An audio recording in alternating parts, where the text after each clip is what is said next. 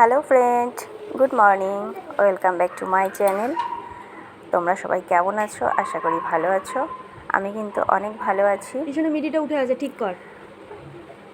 সকাল সকাল দেখো মেয়ে স্কুলে চলে যাচ্ছে, স্কুলের জন্য রেডি হচ্ছে, ওর এক্সাম চলছে। এখন বাজে হচ্ছে সকাল 8টা।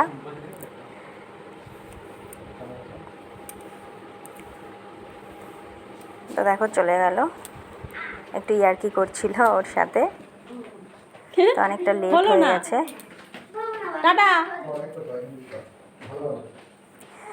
আর তোমরা যদি এই ব্লগটা ইউটিউব থেকে দেখে থাকো তাহলে চ্যানেলটা একটু সাবস্ক্রাইব করে দিও, পাশে থেকো।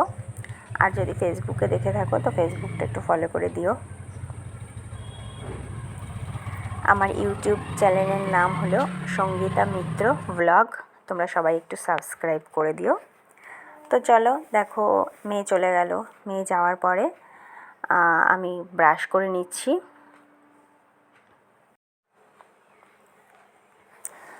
আর ব্রাশ করতে করতে আমার একটা অভ্যেস আছে যে একটু হাঁটাচলা করি, হাঁটাচলা করতে করতে ব্রাশ করি। এক জায়গায় দাঁড়িয়ে থেকে আমার ব্রাশ করতে ভালো লাগে না। ওই দেখো চলে গেলাম, একটু ওই ঘর থেকে ঘুরে আসলাম, আবার এখানে আসলাম, কারণ ব্রাশ করতে আমার অনেকটা টাইম লাগে, আমার অল্প টাইমে ব্রাশ হয় না।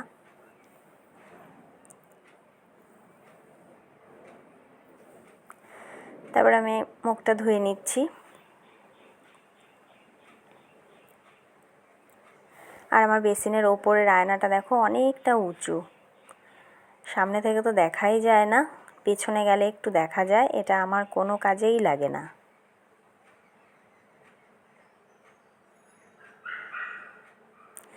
তারপরে ঘরে এসে গেছি, ঘরে এসে মুখটা মুছে নিচ্ছি।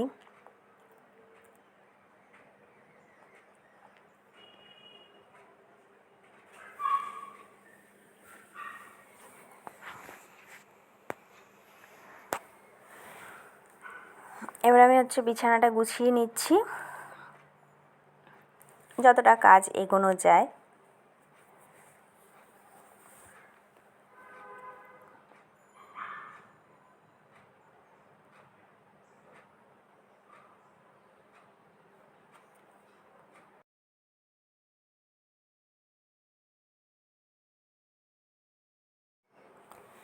এরপর দেখো আমি বিছানাটা ঝেড়ে নিচ্ছি।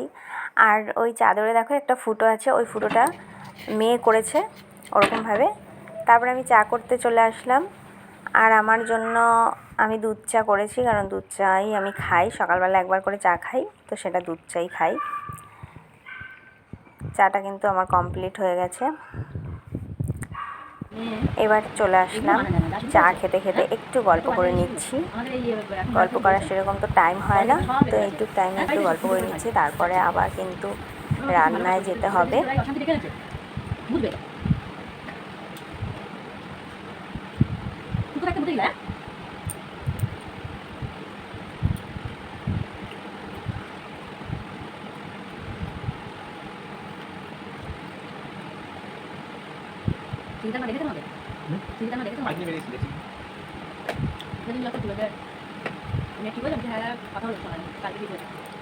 মেয়ে স্কুল থেকে চলে এসছে, ওইদিকে দরজা বন্ধ করে রেখেছে, তো ওই কারণে একটুখানি রেগে গেছে, কারণ অফিসের দেরি হয়ে যাচ্ছিল। ওদিকে মেয়েকে নিয়ে গেছে, তার মধ্যে দরজাটা বন্ধ করে দিয়েছে। আর ওর অফিসের দেরি হয়ে যাচ্ছিল, তাড়াহুড়ো হয়ে যাচ্ছিল, প্রায় 11টা বেজে গেছে। তারপর আমি সবজি কাটতে বসে গেছি। আর একটা ছোট্ট লাউ এনেছে, তো লাউটা দিয়ে ভাবছি একটু চিংড়ি মাছ দিয়ে রান্না করব। এই দেখো চিংড়ি মাছ এখনও বাছা হয়নি, প্রথমে একটু লাউটা কেটে নিই। লাউটা টাটকা না, তো ভাবছি লাউটা টাটকা না যখন, তাহলে লাউটা আর রাখবো না, অর্ধেক দিয়ে ডাল করব আর অর্ধেক চিংড়ি মাছ দিয়ে রান্না করব, তাহলে খাওয়া হয়ে যাবে। লাউটা কিন্তু আমি আগে ছাড়িয়ে নিচ্ছি।